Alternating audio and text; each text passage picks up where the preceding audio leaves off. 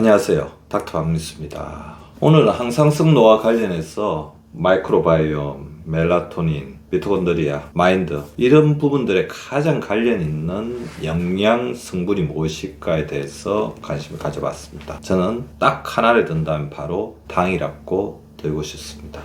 그래서 오늘은 아주 솔직하게 그리고 과학적으로 당에 대한 이야기를 해볼까 합니다. 당분 음식 왜 끊기 힘들까요? 많은 분들이 이렇게 생각하고 있죠. 당분은 당뇨 때문에 나쁜 것이 아니냐. 맞습니다. 당뇨와 관련이 있죠. 그런데요, 당분 음식이 압도적으로 나쁜 이유는 당뇨 때문만이 아닙니다. 진짜 무서운 이유는 따로 있죠. 물론 이제 당분 음식은 우리 몸에서 가장 중요한 영양소입니다. 다만 우리가 이 당분 음식을 제대로 대하지 못하면 결국 당분 음식은 뇌를 길들이고 결국 내 행동을 조종해 버리게 됩니다. 오늘 영상은 우리 몸의 가장 순수하고 효율적인 에너지원인 당분 음식, 그 당분 음식의 해악을 이야기하면서 단순히 단 것 줄이세요, 그렇게 말씀드리려고 하는 게 아닙니다.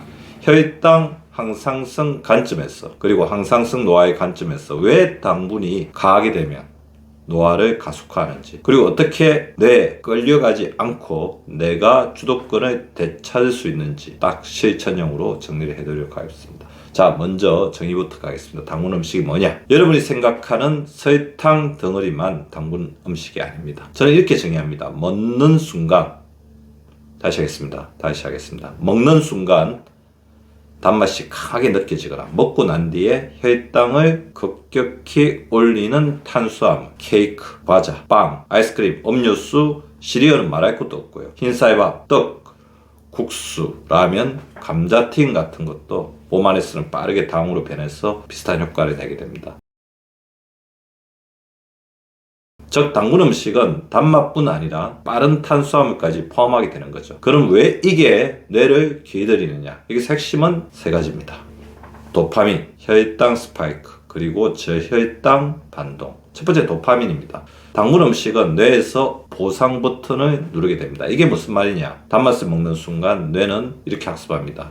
이건 생존에 유리해. 더 먹어. 그리고 도파민이 분출되죠. 문제는 도파민은 행복 호르몬이 아니라는 것입니다. 도파민을 원하게 만드는 호르몬입니다. 먹고 나면 행복해지는 게 아니라 다음에 또 찾게 만드는 신호가 더 강하다는 거죠. 그래서 단 것을 한 번 먹으면 그 다음 장면이 너무 익숙하죠. 하나만 더, 오늘은 힘들었으니까 내일부터 끊지 뭐. 이게 바로 뇌가 길들여지는 과정입니다. 당분 음식은 내 의지를 이기는 게 아니라 뇌의 학습 시스템을 이용해 내 행동을 끌고 갑니다. 두 번째, 혈당 스파이크. 당분 음식을 먹으면 혈당이 빠르게 올라갑니다. 그러면 우리 몸은 인슐린을 확 분비해서 혈당을 빨리 정상으로 내리려고 하죠. 여기까지는 정상적인 생리 과정입니다. 문제는 속도입니다. 올라가는 속도가 빠르면 내려가는 속도도 매우 가격해집니다. 그 결과가 뭐냐? 바로 세 번째, 저혈당 반동입니다. 혈당이 급하게 올라갔다 급하게 떨어지게 되면 뇌는 이렇게 느낍니다. 큰일 났다. 에너지가 끊겼다. 그래서 여러분 갑자기 손이 떨리거나 짜증이 나거나 불안해지거나 멍해지거나 뭔가 또 먹어야 살 것 같은 느낌을 받습니다. 이때 중요한 사실이 있죠. 이것은 진짜 배고픔이 아닙니다. 혈당이 흔들리면 생긴 가짜 배고픔입니다. 즉 당분 음식은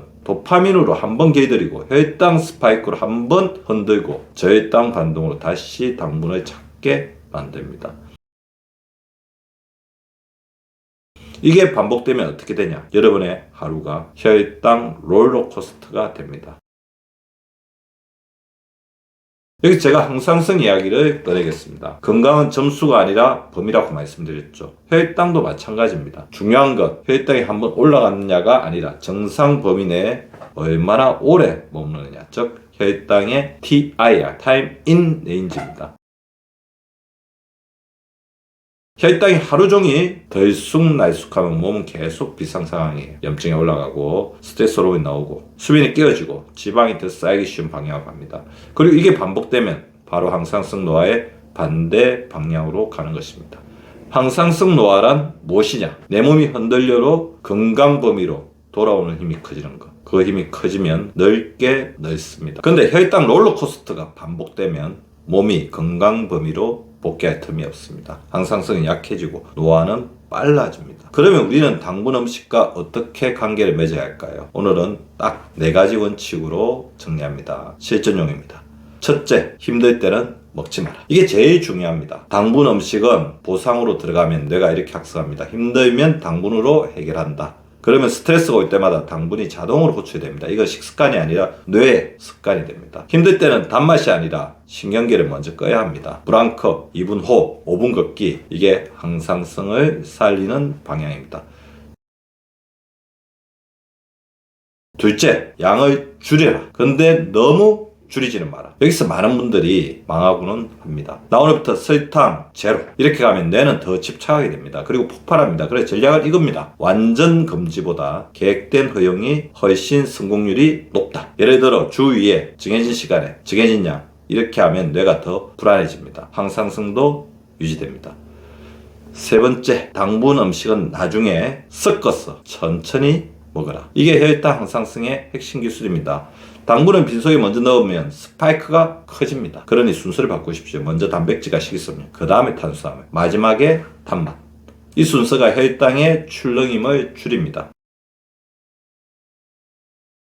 또 하나, 섞어서 드세요. 단맛만 단독으로 때리지 말고 견과류, 요거트, 단백질, 식이섬유와 같이, 그리고 천천히. 속도가 곧 스파이크입니다. 넷째, 덜 당분 음식을 선택하라. 제가 말하는 덜 당분 음식은 단맛이 덜한 게 아니라 혈당을 천천히 올리는 탄수화물, 즉 복합 탄수화물입니다. 예를 들면 현미, 귀리, 통곡물, 콩, 채소, 베리류.